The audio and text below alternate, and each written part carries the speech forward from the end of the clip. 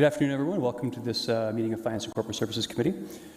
We have a few things in the agenda for today. Begin by asking if there are any disclosures of pecuniary interest. I'm not seeing any. Could I get a mover for the consent items? Moved by Councillor Johnson. Any questions on the consent items? Not seeing any. Those in favor? Any opposed? None are opposed. Very good.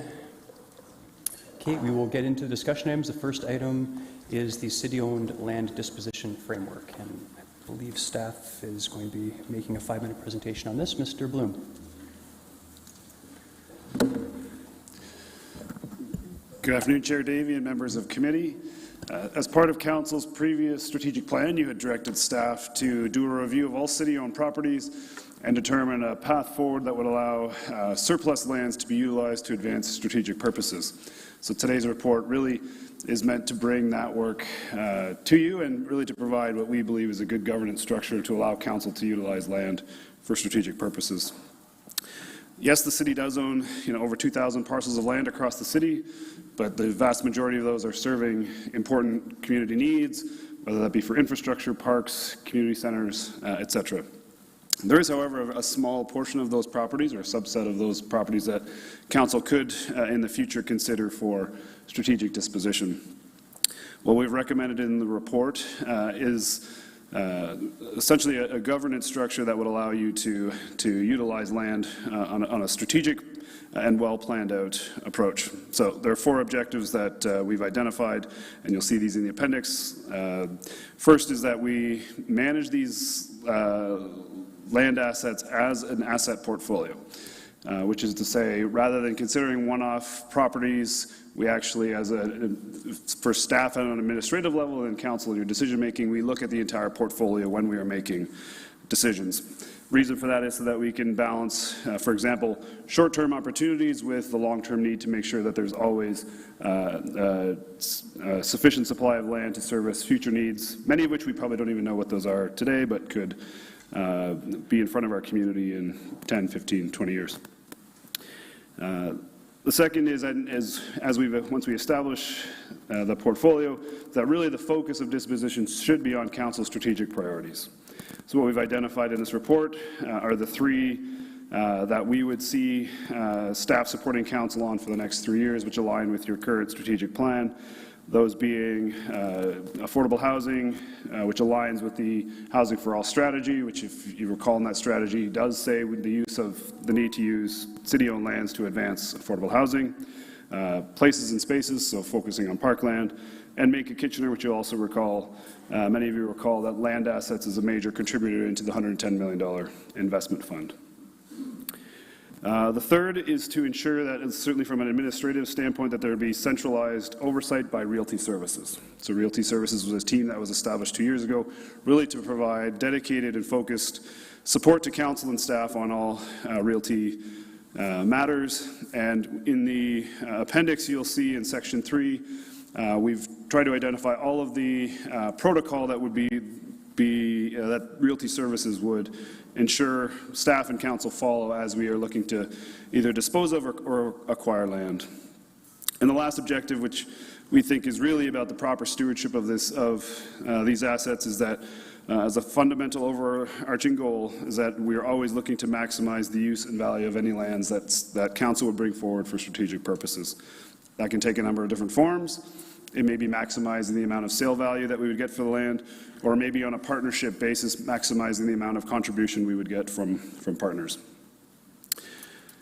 So staff's position is that utilizing this governance structure and focus on these 4 objectives, that we think this will allow Council to very thoroughly and appropriately manage the assets in a strategic way moving forward. So with that, I'm happy to take any questions of Council. Thank you, Mr. Bloom. Questions of staff? Mayor Vrbanovich.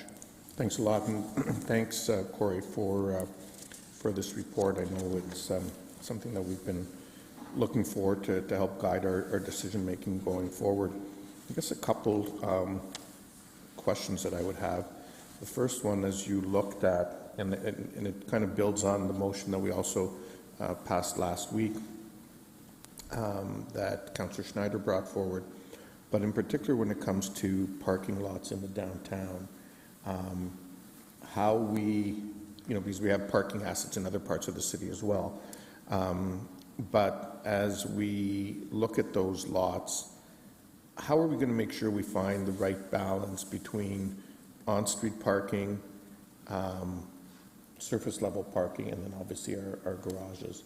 Because I know that that's something that we hear about from the businesses in terms of making sure people have access.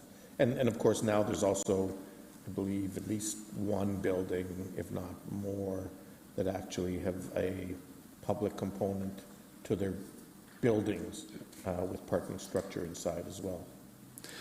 So through the chair, maybe I'll answer with two slightly different points. So first, I think by managing as an asset portfolio, when council puts a direction to staff, like last week, rather than just zeroing on a specific property, the role of Realty Services and staff would be to assess the entire portfolio and bring you the best options amongst the portfolio.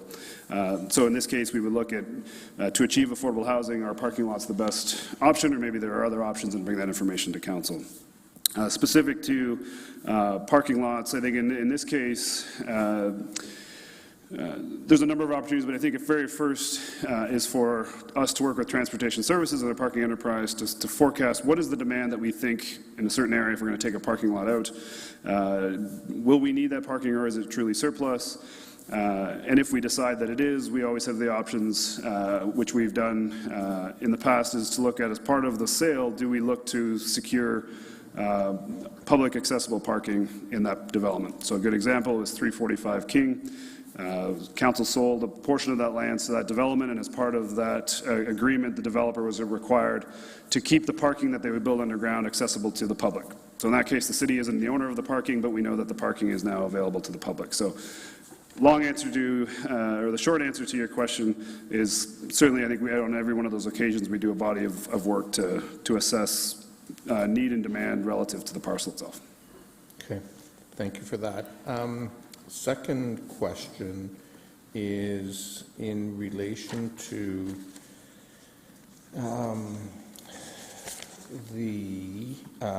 what we did down on Blockline, where we actually leased lands as opposed to selling them with a long-term lease. And I'm just wondering, I mean, I know that won't necessarily work with the public sector, but with the not-for-profit sector or with other partners in the public sector, in the private, sorry, it won't work with the private sector. It will potentially work with not-for-profit sector partners and our public sector partners to look at, long-term leases as opposed to selling, so that we would, a future council 50, 75, 100 years from now would have some options. Are we sort of considering that as part of this framework?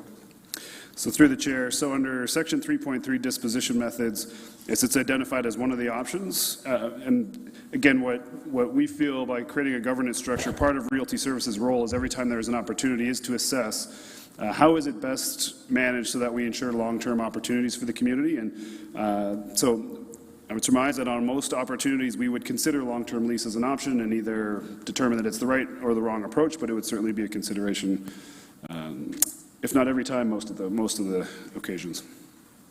Okay, yeah, because I do know that, some of the,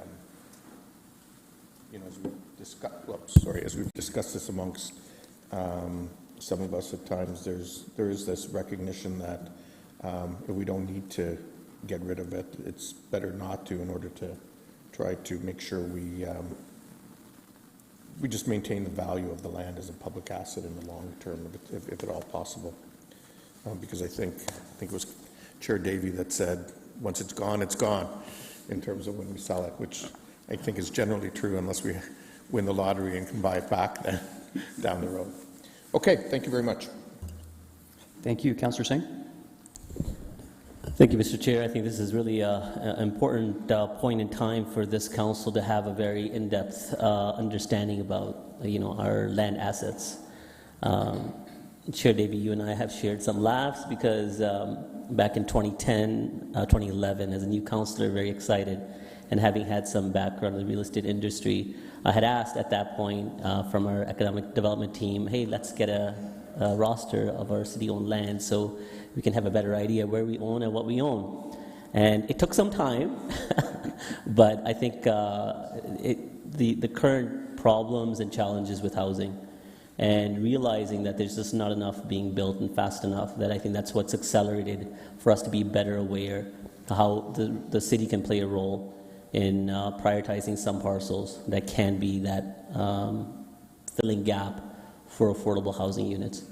That being said, in addition to what Mayor Bravanovich has already asked, how are we looking to leverage, not just sale, not just redevelop, leverage on our existing lands? I know the report talks about acquisition policy as well, not just disposition, that before we think about bringing a parcel to market, that we look at the surrounding lands and seeing if we can assemble it better. So at the end of the day, we have a serious responsibility to our citizens to making sure that we get the best value for the land, because whatever value we get will be invested back into our community, and we want to make sure we invest the most.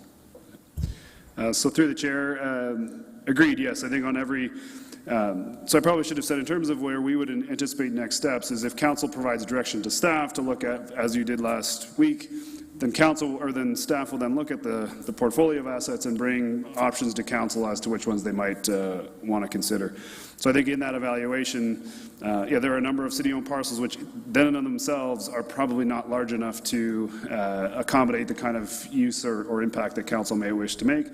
And in that analysis, we would be looking at what are the options for either partnering with neighboring properties or acquisition or other options. But certainly I think that will be a fundamental component that Realty Services will do in their analysis on every parcel that comes forward. And so that was where I wanted to go to ensure that the real estate services team has the right tools. It's not enough to identify something of value, but knowing exactly what the maximum development value that could be attained from that parcel, right? So are they going to work closely with their planning team to realize, again, conceptualize that density, and then make the right choices if adjoining parcels should be partnered with or purchased? That's one. And the other is, we shouldn't be shy about ensuring that, we're getting the best land use or zoning on city-owned lands as well. Will we look at upzoning our parcels where the planning argument is just and makes sense? That's all. Thank you. Yeah. So through the chair, on your first question, how I would foresee this playing out is as we bring you, so for example, a number of options. Some of those options may be parcels that in and of themselves are large enough to accommodate what council's looking for. But if there are parcels that could, if there is an acquisition or a consolidation, we would certainly bring that information to you. So yes, we will always be mindful of those opportunities. In terms of the zoning, I think our premise is always where the private sector can lead that body of work is best, but there may be occasions when this council wants to lead a rezoning, and our preference is obviously that we make sure that aligns with the city's official plan. But yeah, certainly, those considerations will be ones that staff will consider, and council can certainly direct us if they want us to explore a certain parcel and looking at additional density or different land uses depending on council's direction. Okay, before we go to the next people, let's perked up some responses. I have Mr. Reedman and Mr. Chapman in the queue. I'll go with Mr. Chapman first. Thank you, Mr. Chair. I do want to put a finer point on this because the framework responds directly to Council's direction. In section 3.4 of the appendix, you'll see that we've included a section here which I believe addresses exactly the point that you've raised, Councillor Singh, in the past. And that is to say that prior to the disposition of any parcel, we will do this assessment to see whether or not there's a public interest in amending the planning approvals on that property and to bring those recommendations forward to Council. And similarly, section 3.7 talks about acquisition. And one of the things I'm most excited about in this framework that's before you today is the adoption of this portfolio approach to basically say that we have a valuable inventory. We don't only want to be liquidating that inventory, but we should be thinking strategically about acquisition. We've listed four things that will direct that work in Section 3.7. If there are others that council thinks are relevant, we can include them. But as we have strategies and master plans, like the Parks Master Plan, as we identify opportunities for lot additions to increase the marketability or the value of city property, we'll be looking at those. And one of the metrics that we'll assess every year is how many parcels have we taken to market and how many parcels have we brought forward for approval, because we want to maintain balance in that portfolio. And so I can assure you that we've heard you loud and clear, and those two inclusions are a direct response to council's priority in these areas. Thank you. Councillor O'Donnell. Thank you very much, Chair. I know that Chair has been quoted as saying, once you lose it, you lose it, but I just had a question in regard to that area, so pardon me, Chair. If by any chance any land is put up for sale, anything like that, where would the quote-unquote revenue coming from that, where would that sit, and how are we able to use that money for other opportunities? So through the chair, so when we want to acquire, where would the funding come from? Is that the question? When we want to sell. When we want to sell. So through the chair, there is a section that speaks in general to this. But in short, there'd be one of two ways. If there is no really predetermined place for the funding to go, it would go into a land reserve, which is really utilized for, is meant to be there so that council can acquire future land in coming years. The other option is when it is tied to a strategy. So for example, Make a Kitchener, if it's tied to a Make a Kitchener objective, it may be that the funds go into the Economic Development Reserve in order to advance strategic priorities. So as we would bring these forward, depending on the nature of the ask or the nature of the opportunity, we would be flushing those out for council and ultimately taking direction on where those funds would go. Okay, I just want to be, I just want to make sure that I don't want a situation where, let's say, land has been sold, it's put under some particular reserve, and that's the only area that we can focus on. We can't use it for something else in another area. That's why I was asking that question. Number two, for me, with the partnership that we have with Habitat for Humanity and what we're looking at, is there potential partnerships with other community groups or associations that might be open to, hey, if you have parcels of land and in exchange we can provide services and things like that? Are we aware of anything like that? Do we need to do a call out for potentials and see what comes out of that? CAO Chapman is going to speak to that. Very good. Mr. Chapman. Through the chair, in the Housing for All strategy, we identified a number of community partners who surfaced through that process that we've identified have projects that would benefit from access to land or other supports. And so as we engage council annually in a discussion around which parcels you want to take to market and the purpose for which you want to take them to market, part of council's decision making would be how broadly or how narrowly do you want to define the criteria. And so do you want to do an open call for all not-for-profit housing providers, or do you want to target on supportive housing or target for missing middle affordable home ownership? And then based on that direction, we would go to market, invite responses, and work with a partner to see, as we did with the YW, projects come to fruition. Are we just confined to just the Housing for All? What if a potential partnership with a university or a college or, any type of other institution that might be interested in something like this? Mr. Reedman? It's kind of hard to turn, so. Yeah, through the chair, so we are preparing our not-for-profit incentive program to get affordable supportive housing, and we're hoping to get about 520 units through that, and that's through a partnership with other property owners, and so churches and other groups that own properties. And so as we prepare to release the intake process for that, we'll be working with other people to make sure that their lands are being opened up through that model. Okay. Sounds good. Thank you. Thank you. Councillor Chapman. Yes, thank you. I was just wondering if there's a public-facing map of city properties that people can access. Through the chair, we haven't developed one, but they can if they're able to utilize the online mapping tool. I believe there is a function that allows to add a layer that shows all of the 2,000 plus city-owned parcels across the city. Okay, thank you. Thank you. Just a couple questions myself. First one is, I remember we're looking at the land parcels that we have, some of them not too long ago, and a lot of them I was surprised actually at how many kind of useless sort of like little slivers of land we have that would be like adjacent to a land use that actually has a lot more value. And I don't think, because these slivers, a lot of them are so small, are kind of useless to us. As part of this, would there be value in approaching adjacent neighbors to these smaller parcels that might only be worth like $30,000, $40,000 and trying to build up some funds that way? So through the chair, you're correct. There are a handful of parcels that are small, irregular, or just oddities. What I would suggest is there's likely 2 to 3 paths that this comes in front of council. One is an adjacent landlord makes an ask and we bring that forward to council and you can make a decision at that point. Secondly, maybe as you come with a larger ask around a certain strategy, these parcels may actually, while they may not look like they have value today, they may actually serve a need in the future and it would come forward that way. The third is Realty Service will likely over time assess these parcels, and then maybe that we proactively come to council and say we think there's a couple parcels that we don't ever see there being a future for the city to utilize, and then looking for your direction on how to approach disposition and what that might look like.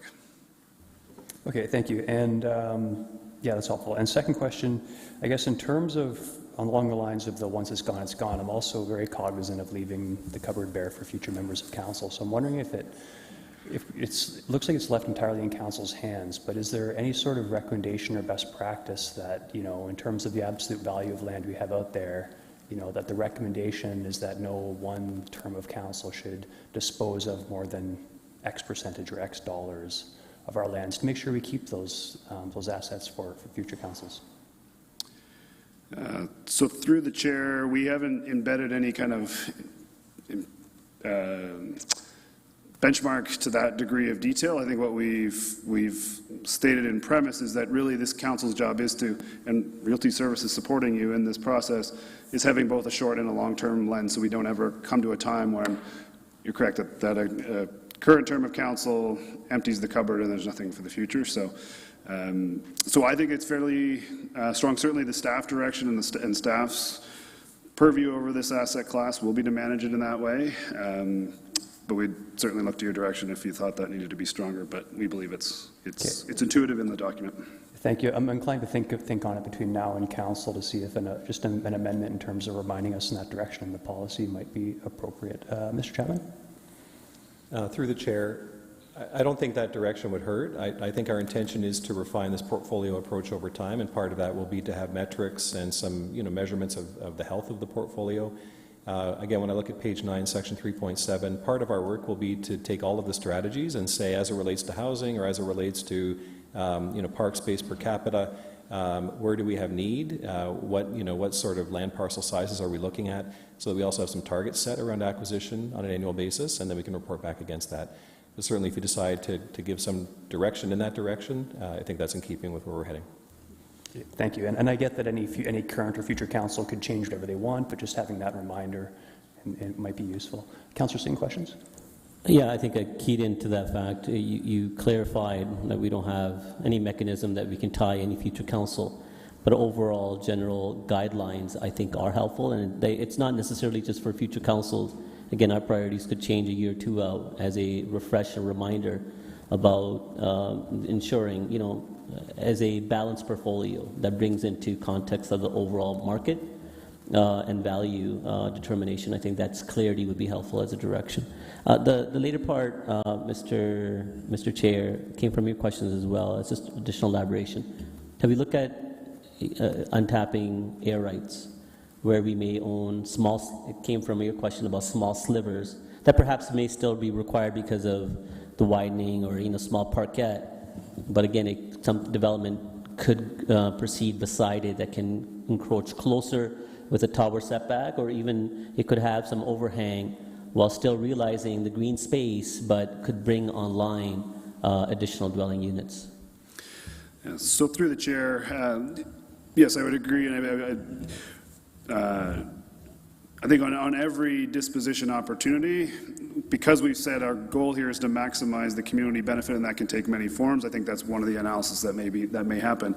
It may be that on a parcel that we actually want some component that is city retained, but then the air rights go to the private sector. So yes, I think on any occasion that makes sense for that, we would always analyze and see if there's options for council to pursue that. So I could think of some maybe wordage before council that could be as a direction, because I think if it's not necessarily in the policy, we don't always have a huge uptake for us to consider. Sometimes a lot of resistance, and rightly so. I think from a planning, from our staff perspective, there's a lot of conservatism in that approach. So unless it's in it, we're not going to look for it. So perhaps we can look at some wordage that can identify that as being in the report. Thank you. Okay, that concludes all the questions. Thanks, Mr. Bloom. Could I get a mover for this item? Moved by Councillor Ioannidis. Any comments? Not seeing any. This is some good work. Those in favor? And that carries unanimously. Thank you. The next item is a disposition of end-of-life desktop and laptop computers. And Mr. Murray with a presentation on this.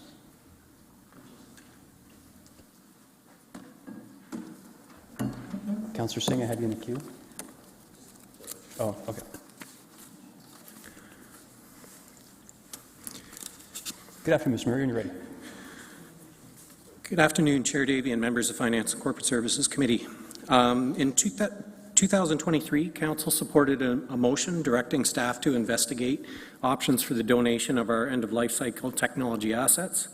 The goal being to divert these assets from e-waste programs and maximize the potential benefit they could have to the community by repurposing them when possible. The City replaces our desktop and laptop computers on a scheduled life cycle in order to ensure they remain reliable and usable so the City can continue to offer great service to our residents. We currently have a planned life cycle of 5 years for our desktop computers and 4 years for laptops. Annually, we replace between 200 and 250 computers. In investigating Council's request, one of the more challenging issues we faced was the ability to offer a Microsoft Windows license with these repurposed computers, as we use an Enterprise Edition license of that operating system. I am happy to say that we've been able to confirm that the original Windows versions can be restored to the device, and staff have been working through developing detailed instructions on how recipients of these devices can restore the device to factory state once again. There will be an investment of time by the computer recipients, as the process can take about 2 hours, but it can be done at zero cost. In the process of looking at existing computer recycling programs in our community, we connected with staff from the Working Center Computer Recycling Program, located just a few blocks from City Hall. Their program is ideally structured to provide computers to community members in need of low-cost options. For as little as $30 and up to $250, depending on the quality of the device, they will test, build, and supply devices. They also work with various social programs such as Ontario Works and ODSP as well to help people assist those customers with accessing their programs. Most importantly, staff and volunteers will also train the end user on the use of the device and provide support should they run into any issues with the device. This ensures the best possible outcomes of these repurposed computers. They were quite interested in taking our end-of-life cycle computers so they can be repurposed for the community. And today I'm actually joined by Mr. Martin Edmonds from the Working Center's Computer Recycling Program in the gallery today, if the committee has any questions about their program and how they operate. In response to our investigation, staff are recommending that we divert our end-of-life cycle assets from e-waste providers, where we were sending them before, and work with the existing computer recycling programs, such as the Working Centers.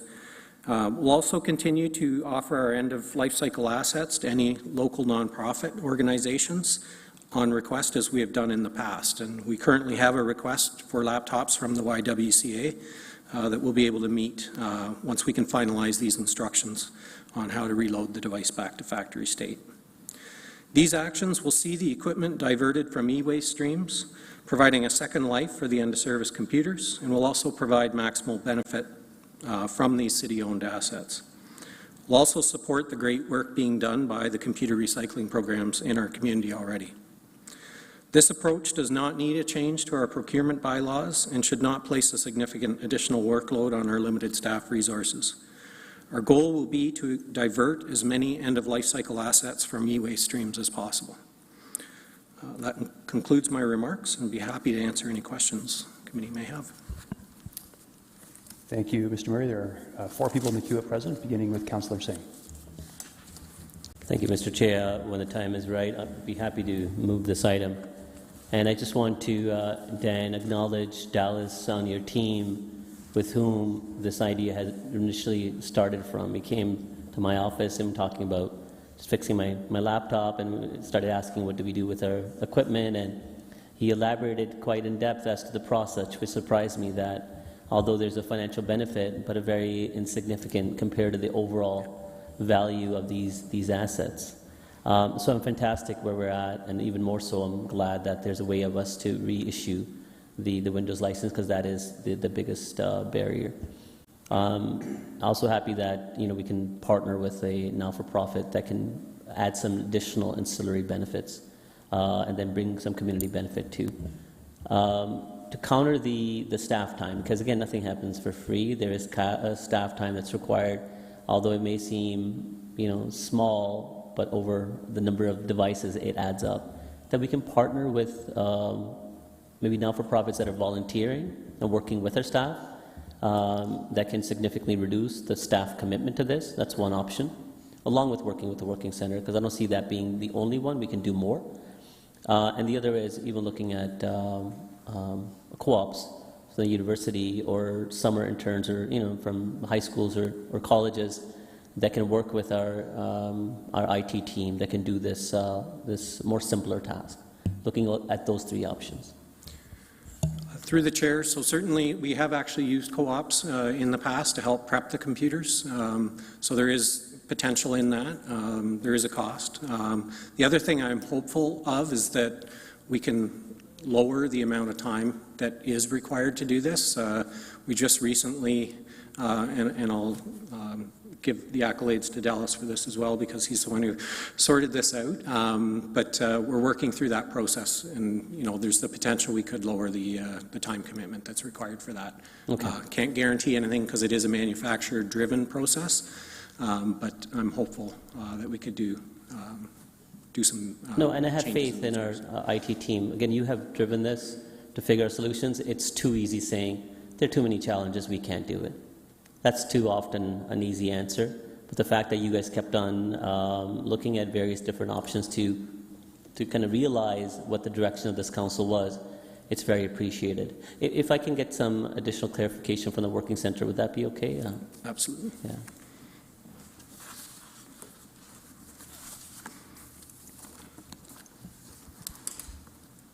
So, Mr. Evans, welcome. yeah, that's really great that the Working Center has reached out and is a viable partner to really unlock the benefit of these electronic assets.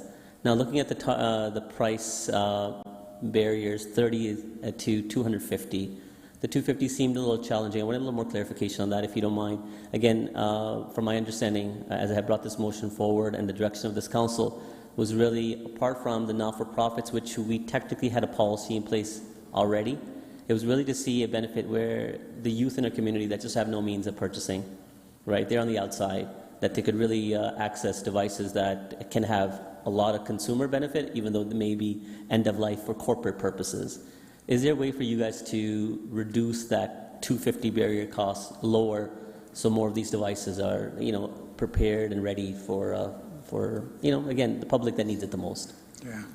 Yeah, the range is there from 30 to 250, so we always make sure that we've got something available to someone that can't afford one. Approximately, it's about $100 in effort that we put into taking a computer and fixing it and reinstalling the software and supporting it after it goes out. So we really need to recoup that, and a lot of the cost of computer recycling is actually borne by the organization, the larger Working Center organization, but we make our best effort to make it self-sustaining. And so when a computer is sold for $250, it's usually because if you went to some other It's a very high-end device. other place to even get it used, it would be even higher than that. Okay. And so by charging more for some computers, it enables us to to get cheaper computers to somebody else that wouldn't be able to afford them. So the average sort of comes out to be the 100, but that's not to say that we can't make efforts to For it to be more inexpensive. to lower the overall cost. And one of the benefits of the large number of computers that you would have available makes that easier, because we can do it in bigger bulk. And also, it's not like right now we tend to get a spattering of lots of different computers, and you can imagine that that's much more time consuming to fix them than if you get a consistent batch of similar computers. Excellent. I had one more question. Do you want me to key back in? No, go ahead. Okay, the other is, and this is the last question really, how can we promote this? Really, when I had, considered this, it was a way to get these devices into the youth's hand.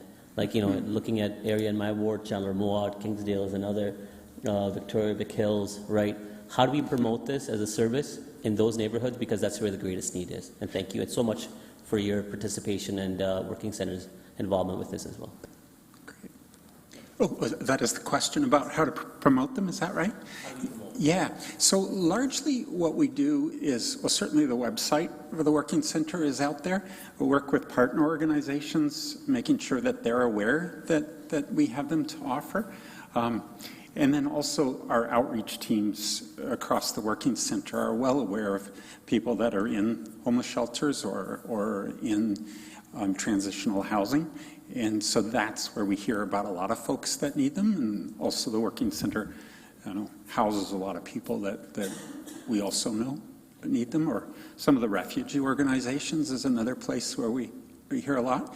And the Working Center also has about 100 across all the projects, hundreds and hundreds of people that come through the Working Center each day. And so through word of mouth with them and the outreach workers, they become aware of it.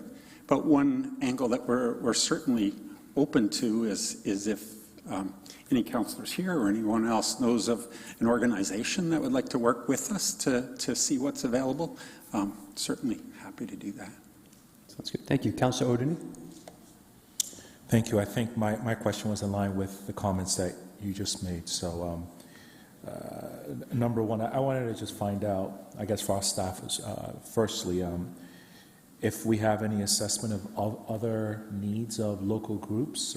Do we have any TVs that, over a period of time we replace, or other type of assets, phones that could be of value to some of our local associations within the community? Through the chair, so we did look around to see which programs were available. The Working Center was one of the few that was still active. There was a few web pages of other programs, and we unfortunately weren't able to contact them because they don't seem to be operating anymore. And I think that's a conversation that we'll have ongoing with the Working Center as well. We have other equipment that we have that is retired that might be of value to them, and whether it's something they sell, again, to provide those computers at a lower cost, there's the potential for that, and we don't get a whole lot of money back from that. So I think we could look at the full scope of equipment that we're dispositioning at any given time, and if there's interest, they could potentially benefit from that. So, in terms of smartphones, we actually have been sending those back to the providers. They do some cleaning on them for us beyond what the manufacturer does, and quite often they're also made available to like shelters and things of that nature for people who need an emergency phone. So they have programs that have been doing that. And in that case, we are still receiving a little bit of money back for some of those devices that aren't quite as old as others. So we could look at furthering the options, but that's kind of the current state with the other equipment. Okay. Thank you. I think there are ethnic associations as well that have community members who are new in the country, or people who are refugees and who would probably be of need of some of these assets. And some of the associations themselves, rather than taking a lot of their money to buy the limited funds that they're getting, the grants that they're getting to buy laptops and things of the like, they could get at a much subsidized rate through this. So If there is a way that we can connect with them or work with our equity EDI group, it's EDI, DEIB, DEI, there's so many names for it. But if there's an opportunity to work with them, that would be great, since they have contacts of a lot of our local ethnic associations, because I strongly believe many of them have some of these needs as well, and they would probably benefit greatly from it. I know we don't have that much, but I think as the years go by each year, we probably have a few of our assets that could be repurposed and provided as well to them. Thank you, Chair. Thank you. Councillor Schneider. Thank you, Chair Davey. First of all, Councillor Singh, thank you for getting this going. I know you had mentioned after Mr. Schlitt was in to your office, you had this conversation, and I just think it's wonderful how this conversation didn't just end there, that working together with Councillor Singh and Mr. Schlitt, that this became a reality. It's really incredible. It says a lot about the culture here at the City of Kitchener. I'm so glad that it's the Working Centre that we're partnering with on this. And some of the other comments and questions I think have already been covered about, getting these to this out at our community centres and the not-for-profits. And I really do hope there's a way, if there's a possible way of maybe creating some sort of a network. So, if a neighborhood association, or as Councillor O'Dooney said, some organizations that might be smaller and don't have much of a budget, that we can get the word out to them that this is, possible. So when they think, oh, we need a laptop, oh, Working Centre. I don't know if we can go a little bit further on that. I don't know if you can comment on that. Well, listening through the chair, listening earlier, I think there is a good opportunity here to promote the Working Centres program in our community centres and in those areas where, staff may be aware of situations where they could benefit from that. So I think internally we have a great opportunity to market their program and support it on the other side as well. Okay, thanks so much. Councillor Deneau. Thank you, Chair Dave, and thank you very much for very informative report. And I want to echo Councillor Singh's and Councillor Schneider's. One of the things I wrote down was, can we add community centres to our areas of potential donations? I would also, I think it would be beneficial to add some of the schools in around some of the lower income family areas, and I'm sure we can find that information out very quickly. I guess my concern would be, we have lots of newcomers to Canada, and there are some language barriers to getting that information out. And so, how can we get that information out to some of the communities? And I think Councillor O'Dooney touched upon it, some of the outreach programs for newcomers. But specifically in those, the Kingsdale and the Chandler-Mowat area, how can we prevent a language barrier from being a stumbling block? Through the chair, so this is certainly not my expertise, but I'm more than happy to work with our folks where it exists in the organization and make sure we can address those types of challenges. And lastly, I would also add senior groups to that list as well, as there's more and more seniors, living at home by themselves, and so to add them to the opportunity, to allow them the opportunity to access some of these computers. Do we have a grant program to assist some lower income families if they can't afford the $30, or if they can't afford the $100, or up to the $250? Do we have a system that enables them to actually qualify for a free laptop or computer? Through the chair, at this time, I don't believe there's any programs where there's grants. The only challenge within the report would be if we were to directly provide these, there would be a change required to our procurement bylaw. And I think the challenge there is about creating a program that ensures it's being done in a very equitable and defendable manner. Where, I kind of look at it and I think some of the programs that exist, like the Working Centres, already has a great approach to that. So it's certainly not something that couldn't be addressed. There'd just be significant work to build out a program and design it in that manner. Okay, I guess maybe staff can comment on this. You know, the families that are able to take part in the leisure access card? the leisure access, would they be able to, like, is that somehow we can use that information over here if they need laptops or computers or something like that? Because we have that information already, right? Mr. May? Through you, Mr. Chair, it's certainly not the purpose of leisure access. It's much beyond the scope of that program. I do know that when community center staff, as an example, become aware of individuals who need these important pieces of equipment, they do their best to secure them for them in some way, but it's not a formalized program. Okay. All right. Thank you. Ms. Robb? Thank you. Through the chair, I just wanted to add to that. Dan touches on it in his report, but the public access computers are also a very well-received community asset in terms of the commentary that Council's providing right now. Where folks don't have computers in their home, they do make significant use of public access computers in our community centers, where there are staff on hand to help them work through any challenges they have and use potentially the translation service of over 200 languages that we offer if that's needed as well. And so I think that's part and parcel of the big picture of how we are trying to improve and increase computer and digital literacy in the community above and beyond this new program that staff are bringing forward today. Thank you. Councillor Chapman? Yeah, thank you. I just want to say this is a great program. I just wonder, I'm on the board of the Multicultural Centre, and I was wondering if there are any connections there that haven't been made or could be made better. I see you're nodding.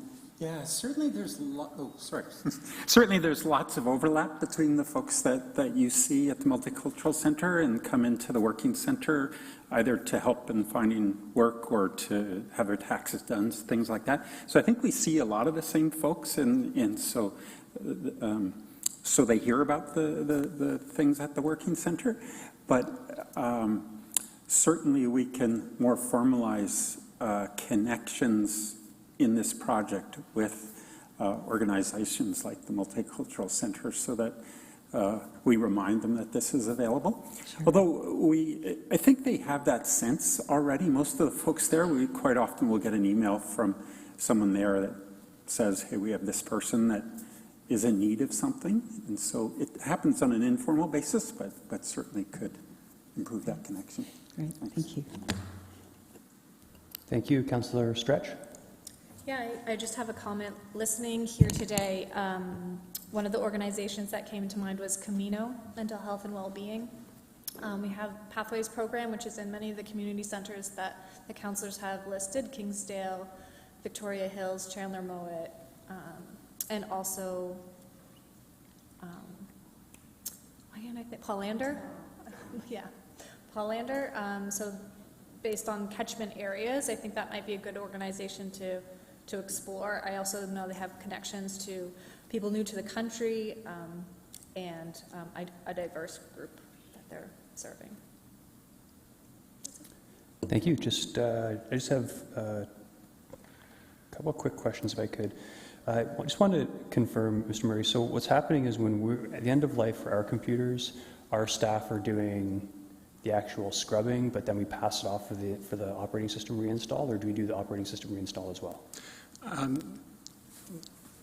So the current process is to wipe the computer clean. We've actually, and we've also been leveraging that from the waste providers that provide that service. We do, however, encrypt all the data on our hard drives across the organization now, so there's really a very low chance of anything resurfacing off of them. So our goal is to clean the partition off and have it with instructions on how quickly. It's really a USB key that can be inserted and follow a process to build that. But as I mentioned to Councillor Singh, if we can shorten that period, we'll look to do that. Our staff do that now then, right? They're not reinstalling the operating system they're on not the device at this point. Okay. No. And I'm the PCs are using now, the ones that are becoming end of life, are traditional like platter hard drives versus the newer. Oops, sorry. We're actually transitioning to SSD. Yeah, I believe, I'd have to validate, because I'm thinking back 5 years ago, but I think we've been on SSDs at least for 5 years, because they don't break the same way that the old platter ones used to. Okay, yeah, the only reason I ask is because that 2-hour timeline seems like quite a long time if you're scrubbing an SSD versus a traditional platter. It's the reinstallation of the operating system that's very slow through the manufacturer's process. Okay. We can do it much quicker on ours, but using their process. Okay, yeah, and I'm just thinking like in 2 or 3 years' time, that might speed up considerably. We might be able to actually do it and be able to give them away for free, but that's more of a comment. But okay, no, thank you. Councillor Singh, comment. Yeah, for those that don't know, SSD is solid-state drives, and I agree with you. I would hope for us to, look for a way to not say negate the good work that the Working Centre is doing, but just to ensure that we can give these devices out. I asked to key in to comment. The chair reminded me, Councillor Singh, you already commented 3 or 5 minutes of questioning, so I'll keep this brief as possible, more so as a recommendation and anything. I love the vibe in the room. Everyone's pointed out the huge benefit that this will drive in our community. It's not enough from the City of Kitchener perspective. I think there's good work here that's realized that we can encourage our community partners, meaning other corporations. That aside, at the very least, I would hope to amend giving direction that we circulate this to the City of Waterloo, Cambridge, and the region of Waterloo. They have devices. I don't think they have a program like this. We've done the work already. They don't have to replicate this. We have a partner already in the community that's willing to uptake this. So if you can help expedite something of it that they can do as well, that would be fantastic. So directing staff to circulate this with the regions, municipalities. And the other is, just as a comment from what everyone has said, I think a library is a perfect partner on this one. They have a program where you can go out and sign out electronic devices. Once we have scrubbed them and there's an operating system, again, they don't have to be the best of devices, but again, any equipment that's purchased for corporate purposes is probably best of line. That's out there even for consumer needs. So these are good devices for additional long period of time that they can have usage. So as we look at this, I think this is the beginning. Just a final comment. I see there's a lot of other things that can come from this. We're not fully realizing the overall benefit, how easily we can partner with those that are the most in need of these devices in our community. So what I would hope is, perhaps, and this doesn't have to be a direction, but just a suggestion and a request, if you can circulate back in a year, just outline the number of devices we've been able to utilize that have been able to repurpose and be given out to the community. And from that, if additional ideas come forward, then we can look to continue tweaking and broadening and bettering, and hopefully our peer municipalities will take up on this as well. Okay, thank you. If I can respond to that, Oh, there's actually a couple of points I'd like to make. We actually have been working with the library in a number of their locations as well. So they do a Chromebook loan program, and we've been installing Wi-Fi in some of the areas they would like services where we have adjacent facilities. We've also installed some outdoor Wi-Fi close to their facilities that then benefit people who take the device and leave the facility, but use it locally in those areas. So we have been working with the library, and I'd be more than happy to circulate this to the other municipalities as well. Yeah, thank you. Yeah, so I also wanted to thank Councillor Singh for bringing this forward. I do hope that in the coming years we can find a way to better automate that process to get it to a $0 gifting process. But in the interim, I think we're making a pretty big step here. I just, wanted to comment in terms of the digital divide, having kids that are, or at least, still teenagers. The social disconnect that some have, the kids go to school, and then when all of your friends are talking all night and exchanging, and you can't, that's huge, right? So some of these kids are ostracized. So we're solving a lot of this problem to keep them inside that social circle. So I'm happy to support this, and thanks again to Councillor Singh. It was moved by Councillor Singh. Those in favour? And that carries unanimously. Good work. Okay, up next is the honorarium and reimbursement policy for advisory and quasi-judicial committees of council. And there is a 5-minute presentation.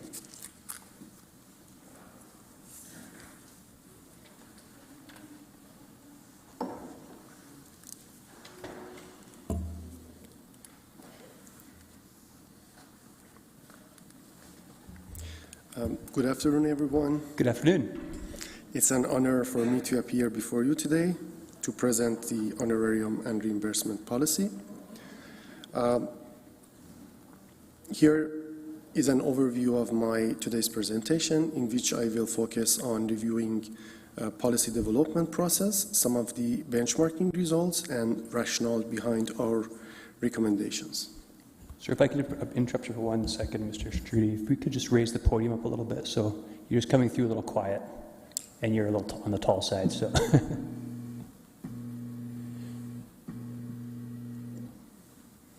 There you go. Please continue.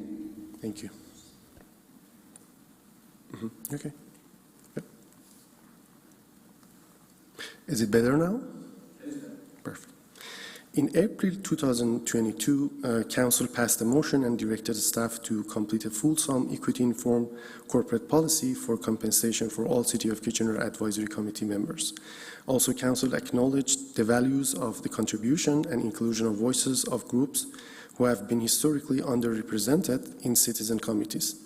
To address this motion, in April 2023, a comprehensive research and engagement process initiated in Equity, Anti-Racism and Reconciliation Division to inform the development of the policy.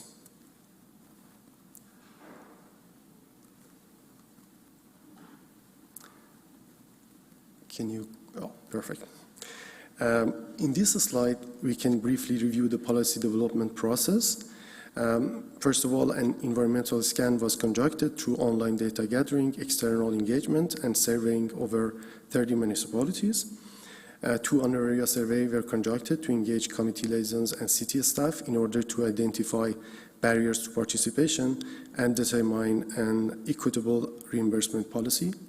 A governance review has been conducted to ensure that the contextual knowledge of the advisory committees inform the honoraria policy. This review gathered information regarding committees' time commitment, workload, expertise, and experience.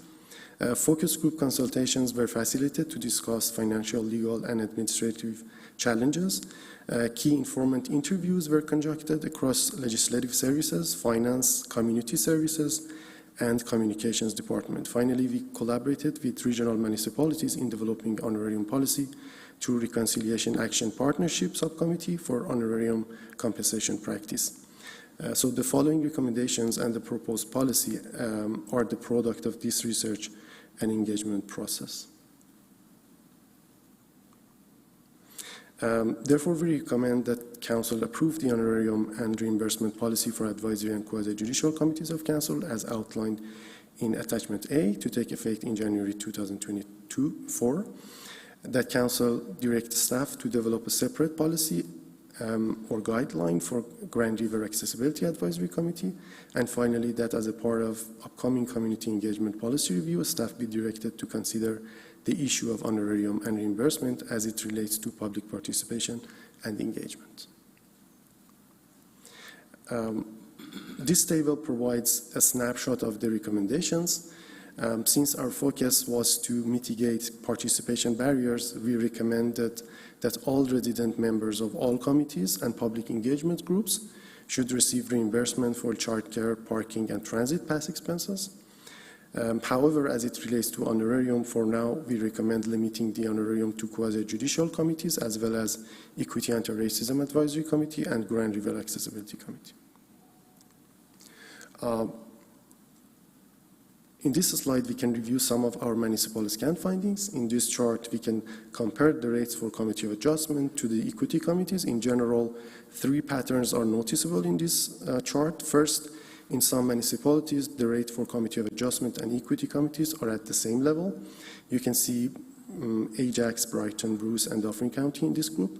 Having same honorarium rate for Committee of Adjustment and equity committees is the most prevalent practice in our data set. Another pattern is evident in a group of municipalities that provide a higher honorarium rate to Committee of Adjustment than equity committees. You can find Town of Georgina, City of Pickering, and Toronto in this group. Also, on top of the chart, we can see the City of Kitchener as the only municipality that provides a higher rate to the Equity Committee compared to the Committee of Adjustments. But overall, the average honorarium rate for Committee of Adjustment is approximately 15% higher than the rate for Equity Committees, but it's important to notice that the gap is driven by a couple of municipalities, and the prevalent practice is still to provide same rate to Committee of Adjustment and Equity Committees. This is also a more equitable policy choice, because in one side we have the significant workload, professional expertise, and binding decision of Committee of Adjustment, but on the other side, we should consider the lived experience, diverse insight, and unique expertise of Equity and Anti-Racism Advisory Committees. Here we can compare the proposed rates with the current rates. I try to explain some of the rationales behind these rates. First, honorarium rate for Committee of Adjustment hasn't been reviewed for quite a long time. In addition, as I already illustrated, our municipal scan suggests increasing rates for Committee of Adjustment. Regarding the Property Standard Committee, our research shows that the rate for this committee is, in most cases, lower than Committee of Adjustment. As it relates to honorarium for Equity Committee, by considering all factors and research findings, the staff recommend keeping the current rates. I think now we can move to our public engagement groups. Here I have a pyramid of civic engagement. It's worth reviewing our civic engagement pyramid. As you can see in the third level, because the first two levels I think is pretty much clear, in the third level we have public engagement groups, which includes focus group, working groups, panels, and some other groups. Level 4 is related to more targeted forms of engagement and cases such as one-on-one meeting with underrepresented groups or Indigenous elders sharing their knowledge. These are situations that we outreach individuals or groups for their insight. And finally, level 5, which is more general form of engagement, such as online participation through Engage Kitchener. I think drawing a distinction between these levels of engagement is an important factor in determining the most equitable honorarium and reinvestment policy.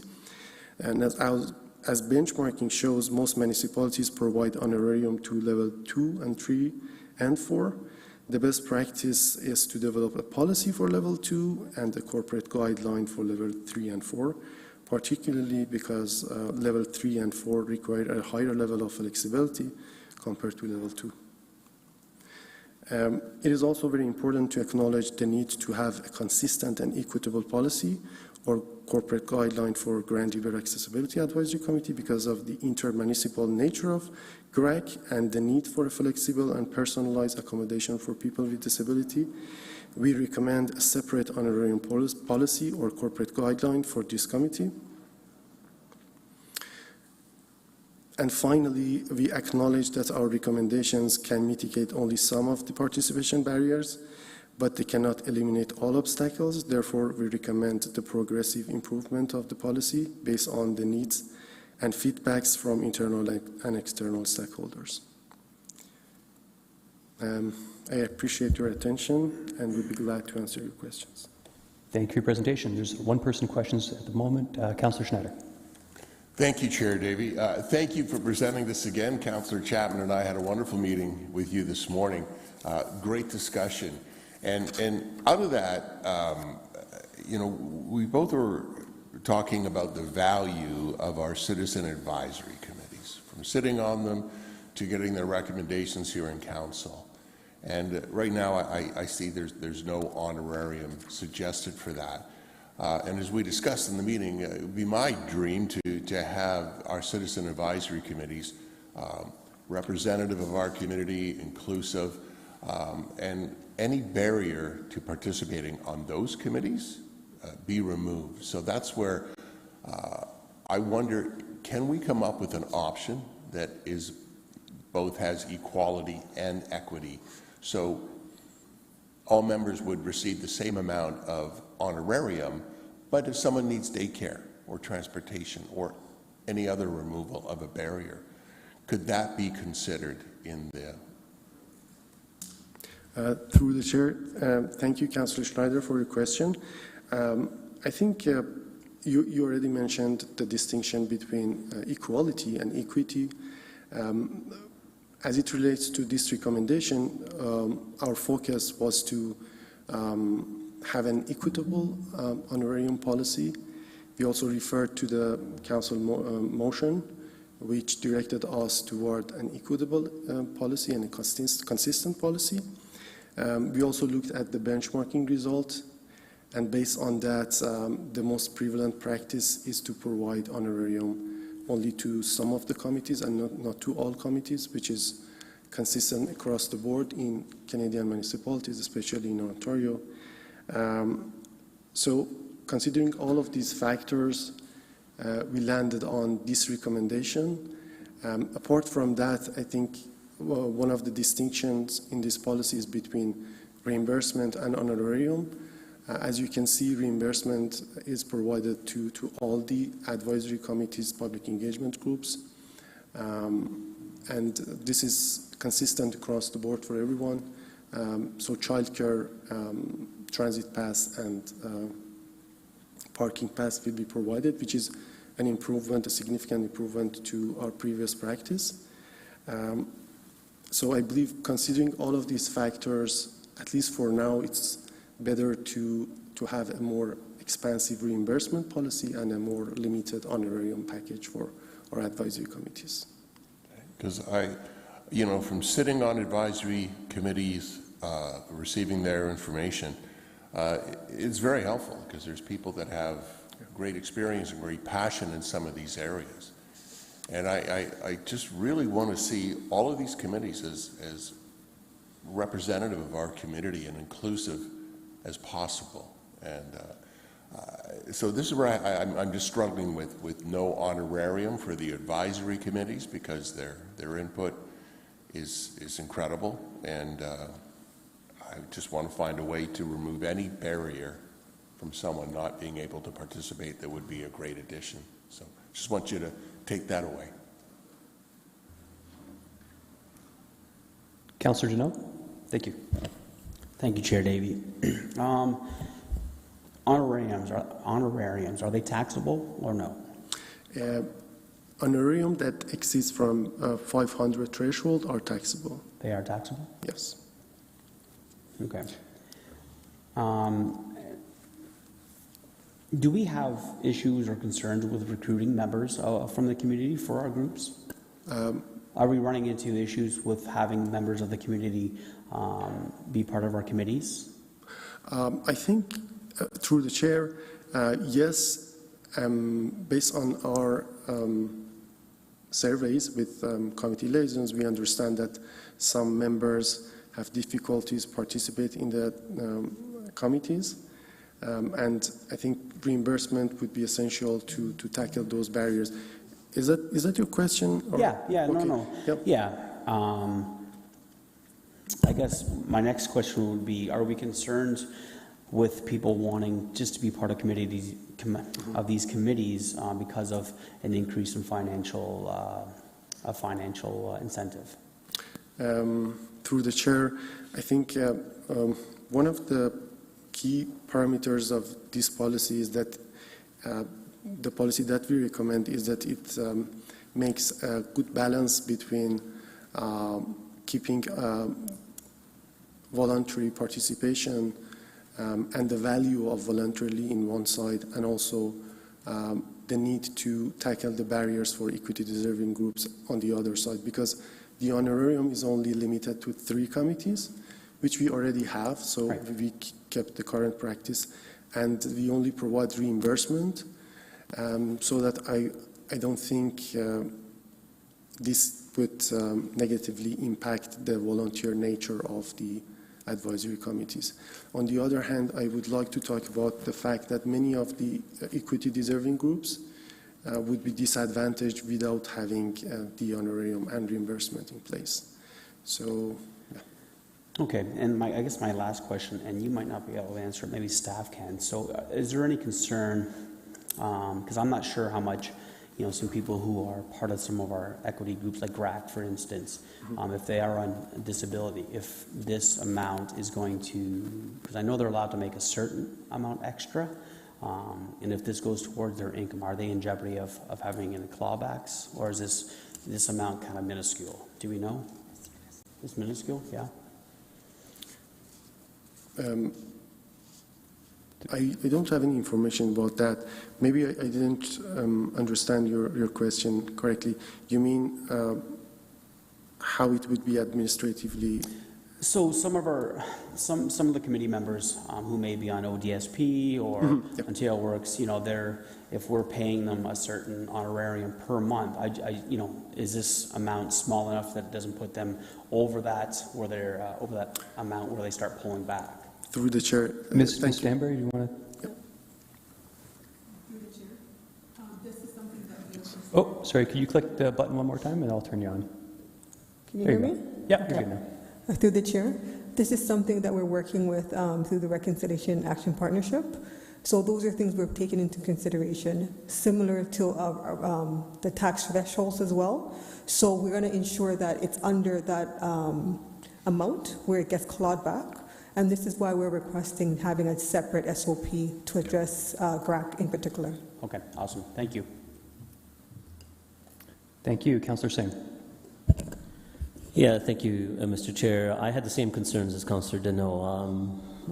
Again, I appreciate that our purpose is to enable more, equity-seeking individuals and have more inclusivity of voices, and not for there to be barriers. But there shouldn't be incentivization through financial interests. That is the only desire to serve on these committees. So the report, understanding it, is pretty much keeping it to the existing 3 subgroups, as is already the Committee of Adjustments Property Standard, which we do, but I think updating it more so to the current standards. And then the only additional is, but which we already have been doing, is the Equity Anti-Racism Advisory Committee. And the other one will be under review. So when we say under review, my concern is I think these 3 are fine, and that's how it should be. The only takeaway from this report is that this will be a continued document that will evolve, but may end up being an honorarium or reimbursement for the other committees as well. And my only concern in that regard is I think we have really well-minded individuals who have come forward in the interest to volunteer and not to seek financial benefit. I would hate to have that as a layer. So where does this end, or are we going to continue on looking to evolve this policy? So through the chair, I think you've made a great point around the need to have civic participation a form of voluntary. And also, I have 2 answers for this question. First of all, we already have a nomination committee process in place. And in that process, we consider the potential members' commitment to voluntary. We also have a recruitment process so that we filter out those important factors for each person who wants to sit in these committees. Therefore, we can control that impact that you have mentioned to make sure that people who are coming to the committees are committed to the voluntary work. It's also important, I think, to consider that the honorarium policy and reimbursement are not significant to change that dynamic. So they are not a form of salary. They only mitigate those barriers. They're very insignificant if we compare it to other forms of remuneration. So that I think considering these 2 factors, I don't see any plausible concern to have any impact on the voluntary. No, I appreciate that comment. You may not. I do. Right, and that's the interest of me wanting to outline that we should be cautious in that regard. And I have no issue with this policy. I think it is where it needs to be. The only thing that I had a pause in mind, and perhaps more elaboration is required, on the other advisory public engagement. I get it, the requirement in the housing and lived experiences. But when it says other advisory public engagement groups, they are so varied, so much. It could be related to cycling, could be related to, arts and culture, it could be housing, right? I don't know. I think we're doing really well. We get a lot of voices. Whenever we have... We're getting into comment and... I'm sorry. Yes, you're right. Thank you for reminding me. So could you pinpoint, like, are we rushing towards that, or there will be some feedback from members of council before we get to that, if there's any honorarium or refund consideration for the other advisory public engagement groups? That's it. Thank you. And before you respond, I go to Ms. Robb. Thank you. Through the chair, I think what the report touches on is that as part of the strategic plan, one of the action items we're moving forward with in 2024 is the review of our community engagement process. And so the report does indicate that as part of that, we'll do a bit more of a deeper dive. So Ali and the team did a fantastic job looking at what the current best practices and norms are in 30 municipalities. But the community engagement review will give us a little bit longer lead time to do some more substantial engagement, and if there was any direction that came out of that, any information that came out of that that required council's further direction, you would be engaged at that point. Thank you. Up next is Councillor Chapman. Yeah, thank you, and thank you for bringing the report forward. I just wanted to ask a question about the GRAC review. Is that, I know it's across the region, so it's not up to us to do it, but is it actually being done to look at compensation or honorarium for the members of GRAC, or is this just what we would like to see happen? Through the chair, it hasn't been started yet, but we had discussions with responsible staff around how we can develop the policy. I already started gathering information around how best we can provide the honorarium for the members of accessibility committees. Basically the same process for the accessibility committees to look at the best practices across the Ontario. Regarding your question, no, it hasn't been started yet. But you're working on it? Yes. Yeah, okay, good. It says in the report that to work with what's being proposed in the review in the report, it would cost between $20,000 to $25,000, and that money is available in the existing budget. If we were to consider growing this and giving an honorarium, as Councillor Schneider is suggesting we look into, what would the cost? I mean, you might not know the answer to that right now, but maybe for the council, maybe you can bring back an approximate cost to grow that, because my experience on advisory committees is oftentimes they are not very diverse. And I'm not too concerned about, financial benefit versus volunteers, because as you mentioned, there's a whole vetting process, and applications are submitted, and you go through them, and we come up with the volunteers that are going to be, or the members that are going to be appointed to each advisory committee. But I know it's come up in many of my committees that, how can we make it more diverse? And so sometimes that financial incentive or lack thereof can be an obstacle for people's participation. So I'd be happy to see staff look further into this, and I would like to ask that sort of an average of how much more it would cost the city, and if the budget's available for to be giving honorariums to across the board to the advisory committee members. And of course, I like the idea of the honorarium and then the equity component, which would be the reimbursement, which is already happening, right, to those that are participating. So, thank you. Okay, more of a comment, but we'll accept Councillor Stretch. Yes, I had a question about internal stakeholders around substantial engagement. The internal stakeholders, have you talked with people who are members of these groups? Have you got feedback from them? Through the chair, we surveyed committee liaisons who are in constant contact with the members of the committees, and committee liaisons, basically we do that through proxy. They do that for us, and we gather the information from committee liaisons. So it was a part of the engagement, but through the committee liaisons. Okay, thank you. And the last question I have, I think, is around youth engagement. I know youth are some of the more vulnerable participants in this list, and I'm wondering what more can be done to remove some of the barriers. I know that you can apply for childcare, but often youth, I know, are responsible for childcare in their home, and so are they able to access support for childcare?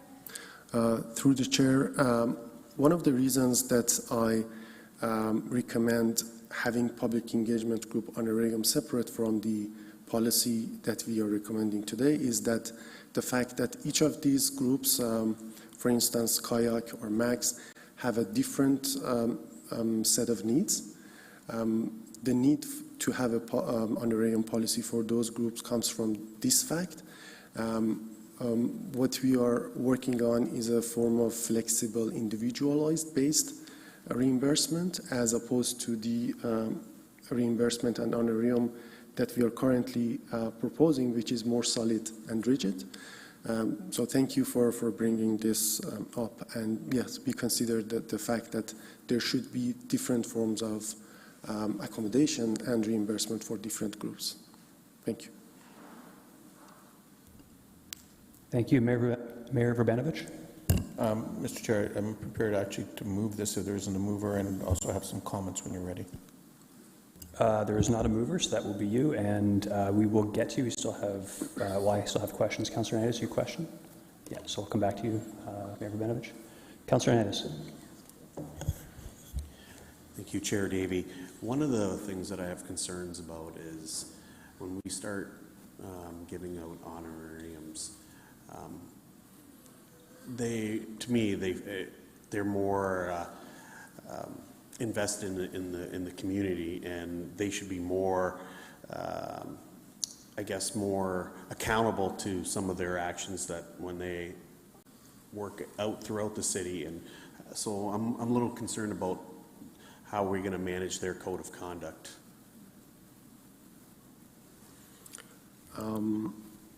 Through the chair, if I understand your question correctly, you are saying that providing honorarium can change the behavioral dynamics of the committees? Yeah, like they're being paid by the city, and then sometimes they go out in public and they're very critical of the city in a lot of things, and sometimes don't tell the truth about certain things. I'm just concerned about how are we going to deal with that code of conduct. Through the chair, I think we have the experience of providing honorarium to Committee of Adjustment and Property Standard Committee for quite a long time. I didn't see any change in the power or in the behavioral dynamics of these committees because of receiving honorarium. So I think the same thing would apply to other committees if they receive honorarium.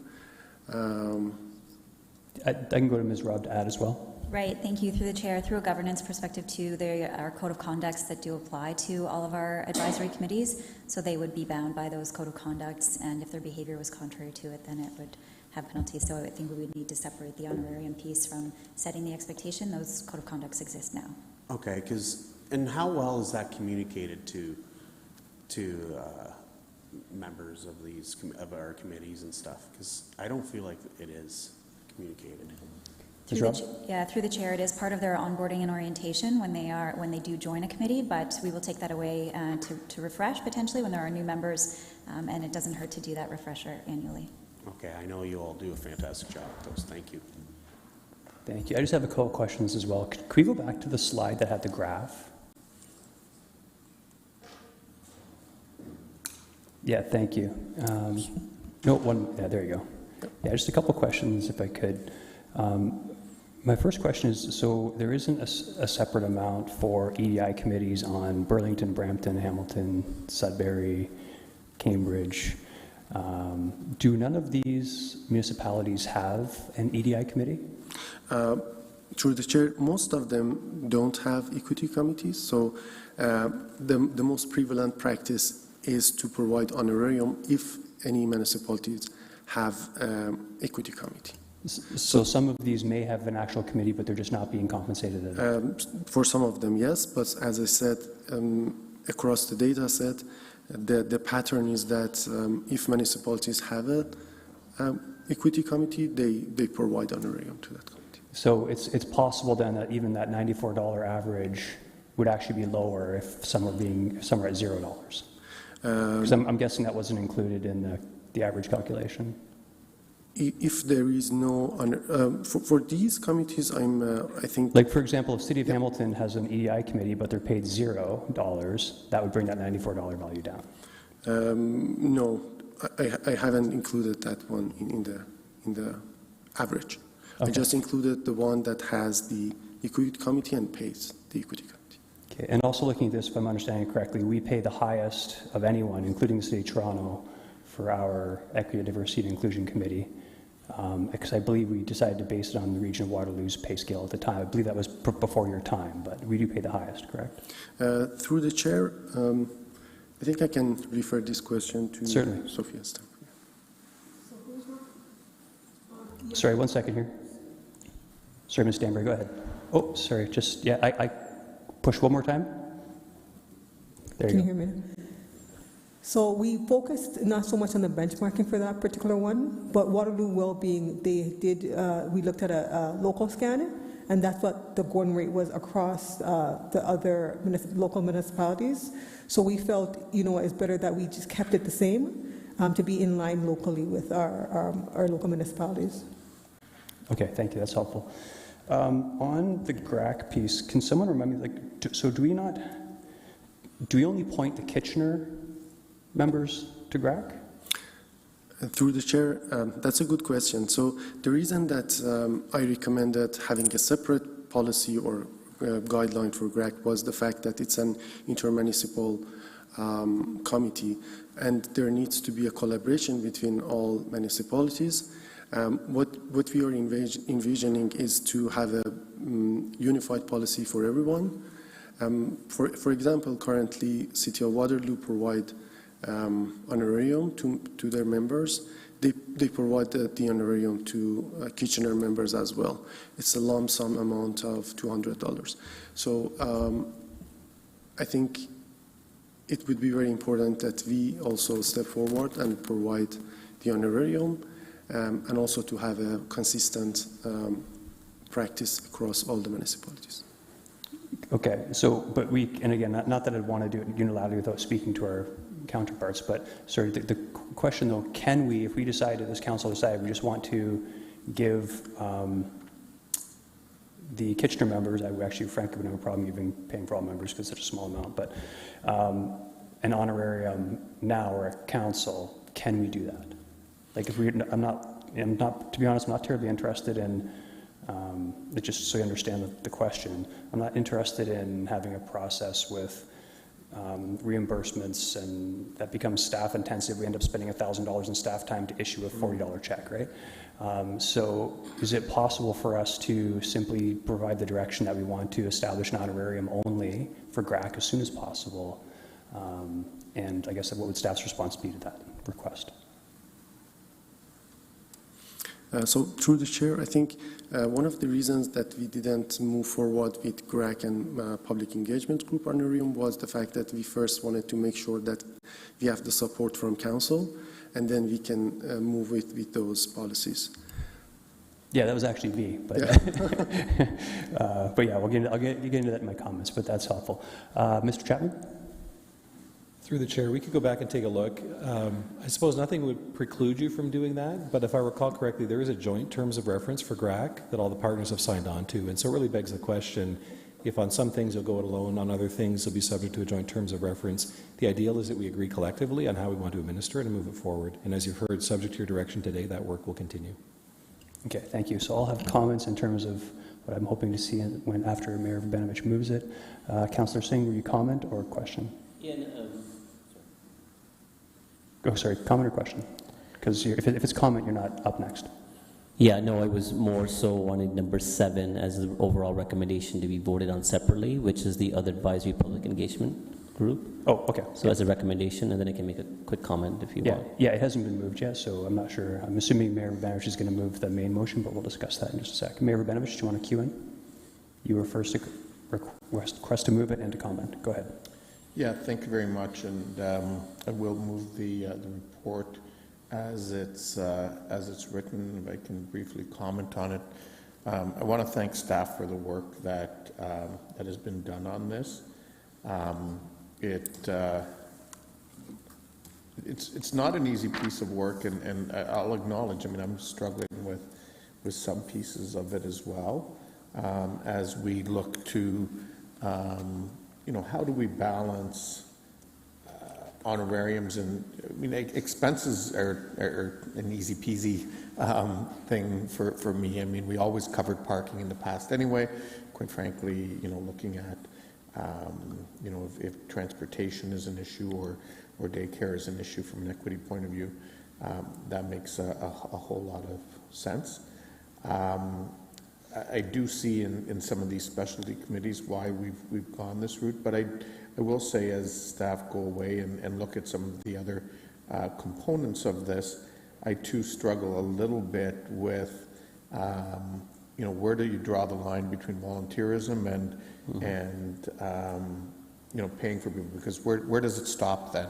Like, where does it start and where does it stop going forward? But of course, we don't want things to be a barrier. But if we go down this path, and so, I think it's important that we look at it a little further, but it is something that I certainly will be giving it some more thought and reflection. On the GRAC piece, I too am keen on seeing it move forward, but which I hear your sort of concern there, Chair Davey, but I do think it's important that where we do have an existing committee with an MOU between us, that we make sure that we respect that, and at least, I have no issues if, the others feel that affordability is an issue, if we cover it, if that's the issue, but I do think that we need to make sure that folks are comfortable and aligned on that, because it is a joint committee. Thank you. Councillor Schneider. Thank you, Chair Davey. Again, thank you so much for this. Thanks for the great discussion we had this morning. For me, I look at things in terms of value. So the advice that we would get from these advisory committees that would be made up of a committee that's representative of our community, I think is very, very strong. Ways, and anything we can do to increase, encourage, remove barriers for participation, I think is important to do. With the advisory committees, I just want to be clear that they're not just showing up for a meeting. They're getting emails before the meeting. Please read this report before the meeting. After the meeting, please follow up. Please send your comments on this. We've received something recently from the Arts and Culture Committee where we'll please follow up and provide your comments on this. So it's not just a single meeting that they're attending. If costs are an issue, maybe this is an opportunity for us to look at the structure of the advisory committees. Do they have to meet every month? Could they meet bi-monthly? Could that help out? Could there be virtual participation? Does that help out? The date and the time of the meetings. I know for the arts and culture, community, the artists, to attend a meeting, they may have to take off work that day or not work that afternoon. So the reimbursement of the honorarium there is helpful. And I respect you, Councillor Singh. I don't see the amount of the honorarium being an incentive to participate in a committee that someone would only want to participate because of the honorarium. I think that we at the selection committee would be aware of things like that. And on this, I know we're looking at other municipalities, but as with many things, Kitchener has taken the lead on things like housing and planning. And I think this is another opportunity for us to really take the lead and set the bar for everybody else. So those are my thoughts on that. Thank you, Councillor Singh.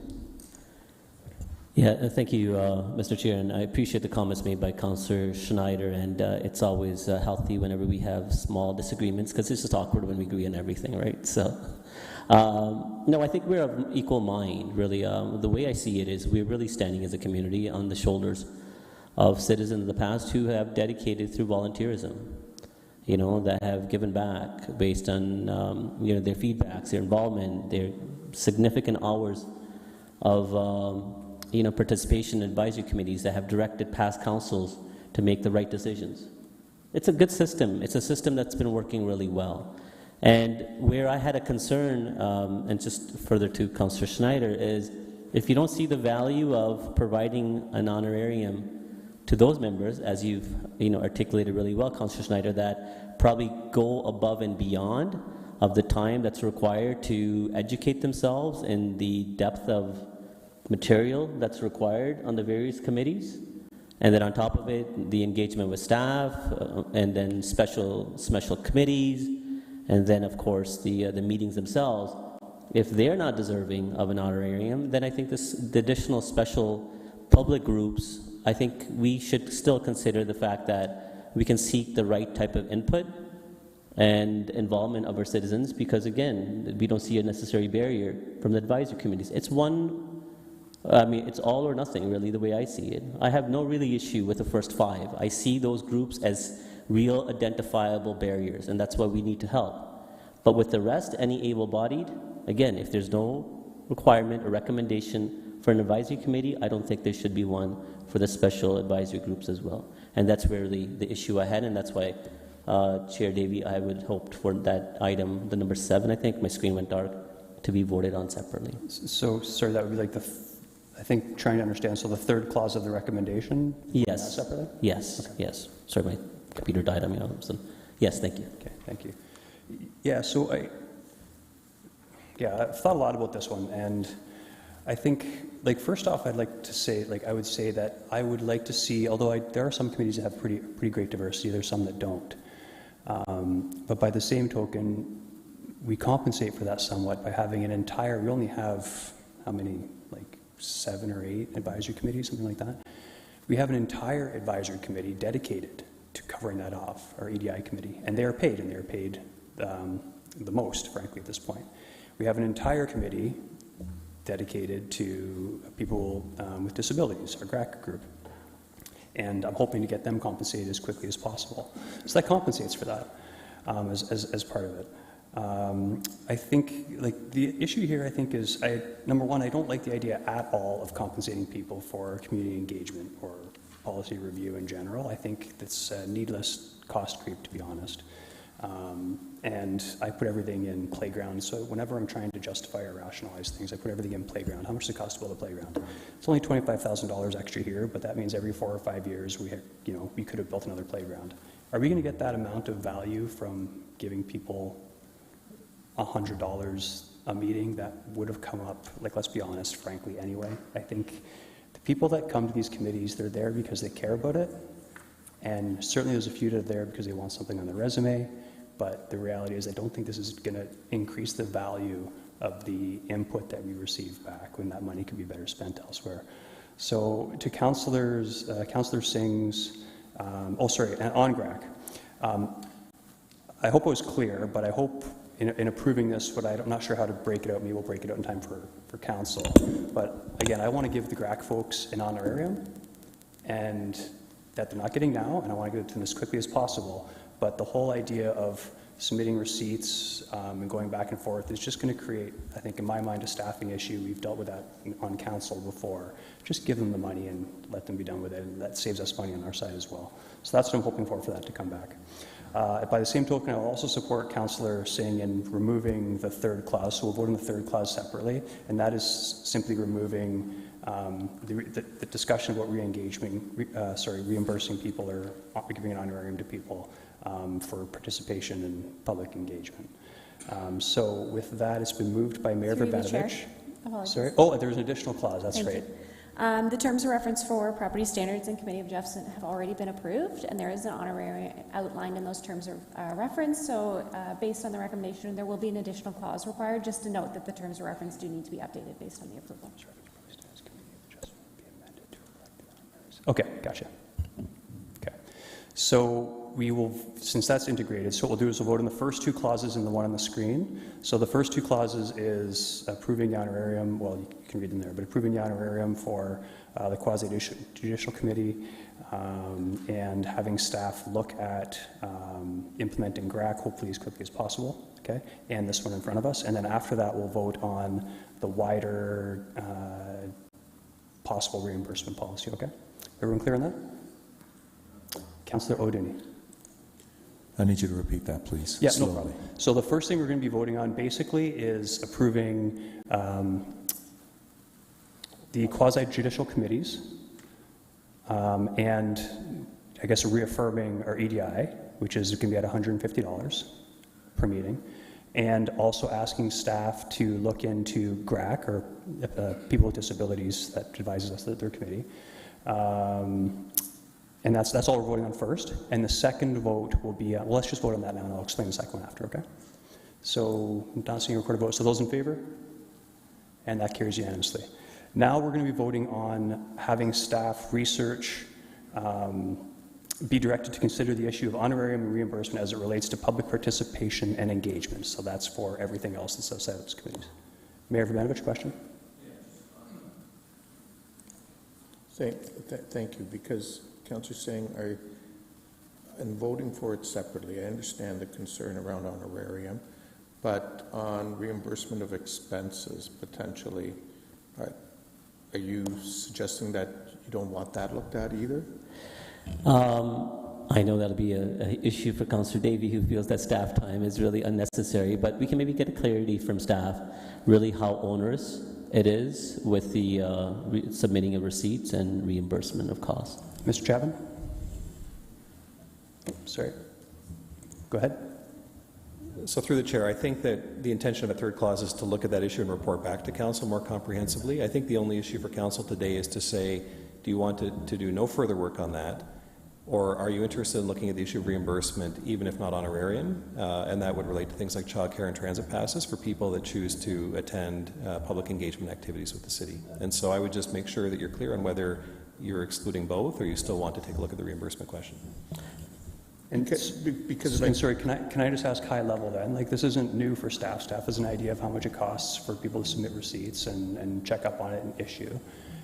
Can staff comment, even anecdotally, on their other experience, how easy or costly it would be to implement that program before we spend the time doing all the work? Ms. Robb. We do have experience with the time associated with processing receipts and invoices for staff. The challenge with this is not necessarily the burden on the reimbursement. It's things around privacy, retention of documents that belong to other people. So, for example, if we're asking people to submit child care receipts, what personal health identifying information is on those receipts? How do we redact that from people who don't need that access to the information? How long do we keep and store those records? There's some legislative compliance related with those pieces that create the burden. And so there would be some legwork to work through those details. And then, the staff time in terms of processing a receipt and an invoice back to a participant is not significant. But it's just working through how we are legislatively compliant and respectful of collecting data that could be considered private and secure for some people who may not be willing to submit to the City of Kitchener some really personal information. Thank you for that. Yeah, just on that, parking we've often done already when it comes to community engagement. For example, we lit the gates on council nights and on committee nights. I also want to be careful that what we do doesn't in some indirect way stop us from doing what we've been doing. I think transit is an easy one to solve because we can provide a transit pass for the equivalent of a single ticket and make that available as a way of reimbursing people so we avoid issues. Childcare becomes a little more challenging, but on the other hand, one thing has changed over the last couple of years, and that whereas before all engagement was in person, generally speaking, people now have the option to participate either in person or online. And And so, you know, maybe childcare is less of an issue here. And I too, you know, would share some of the concern around honorariums in this space from a community engagement point of view. Because the last thing I think, you know, aside of our advisory committees and lots of good work that people are putting in volunteering, I think you don't want all of a sudden from an engagement point of view people saying, you know, hey, I mean, and we've done this when we, I think with kitchen utilities sometimes when we've done focus groups.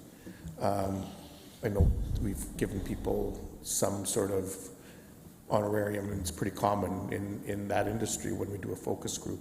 Hey, you give us 2 of your hours, we'll give you whatever. I don't know what the amount is, but we've done some of that historically. So maybe it's just fair to put it back to staff then, because I intend on voting against Clause 3, and I do want to ensure what you just said, Mayor Rabinovich, that we're not taking away anything that's already there, like parking passes, et cetera. So can you get confirmation of that?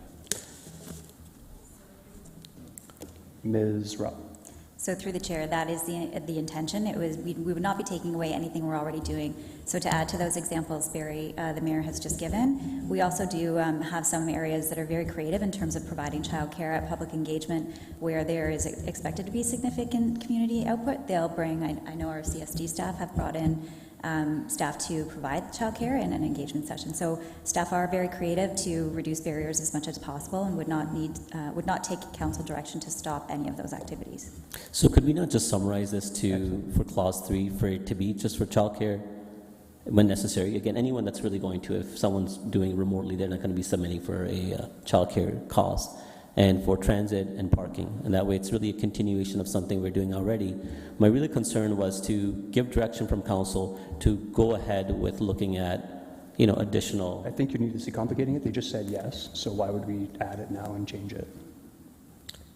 Again, first of all, I'm just getting for clarification. I'm just trying to understand, because yeah. I don't want to change the wording if we can, but... No, that's fine. So that's why I wanted to confirm, is this something we're already doing already? So additional policy.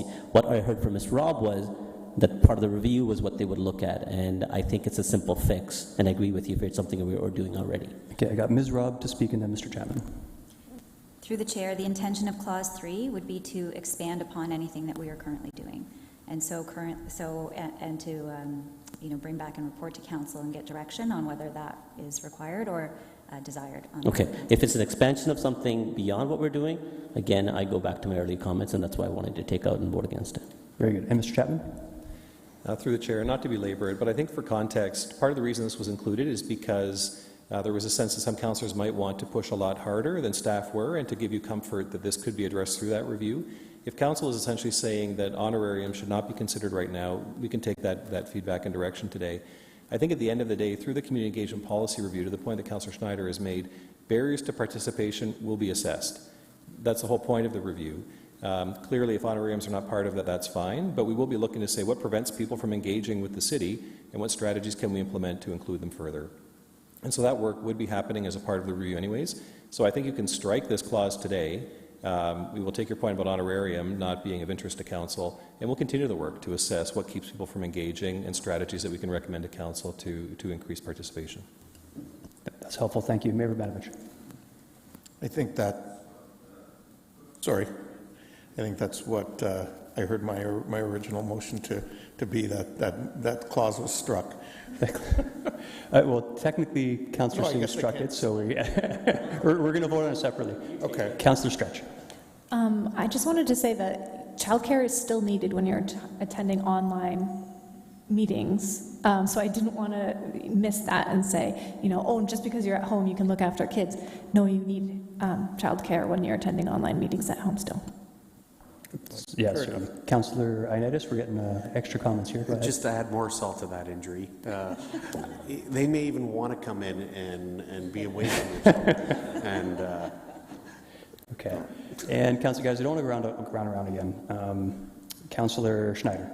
Yeah, so I just want to be clear here for the third clause, for consideration for public participation and engagement. Is that in meaning our advisory committees or just a larger public engagement? It would just be the public participation and engagement. Okay, in general. thanks. Yeah. Okay, so we already voted on the first one, right? It was so long ago? I forgot. Okay. So now we're just voting on the second clause. So if you are for, so we're 100% clear, if you are for staff looking into more reimbursement for public participant engagement, you would vote yes. If you want to park that for now or strike it, and staff will understand, we'll still look into some of the barriers, you could vote no. Councillor Chapman, I have you in the queue now. Yeah, no, I'm just wanting clarification on the last question about public engagement. So it's a whole bunch of groups, right? So it's not just public engagement where we have a NIM or we have something like that, right? There are actually groups that are attached to those working groups that are being identified here. Everything from urban Indigenous community focus group to community grants group. That I just want to make sure that was clear. It's not just general public engagement that we're talking about, if I'm reading this report correctly. Anyone that isn't presently compensated, I guess you could think of it that way. Anyone what? That isn't presently compensated. No, because the other advisory groups, like for example, community council advisory committees, which include, the Downtown Action Advisory Committee. Councillor Chapman, it was made very clear to us that anything that's already in place, this will not affect it or remove it. This is only taking away anything that will be additive, additional expenses. So we're not taking anything away. No, I know. I'm not suggesting that we are. Okay. It's calling for a review, right, of those community. Where is it? The public engagement working groups. Am I reading this right? So what we're taking away is that review, not that we're taking away reimbursement or there are no honorariums, but I just. Well, I'm looking to community engagement policy on item number 3, but then if you go down to is it page number 4? Sorry, no, I can't find it. Of course, now I can't find it. I was just looking at it. Okay, on page 4, yes. So it has the quasi-judicial committees, the council advisory committees, and then the advisory and public engagement working groups. So is that not what we're talking about in item number 3? Oh, it's not.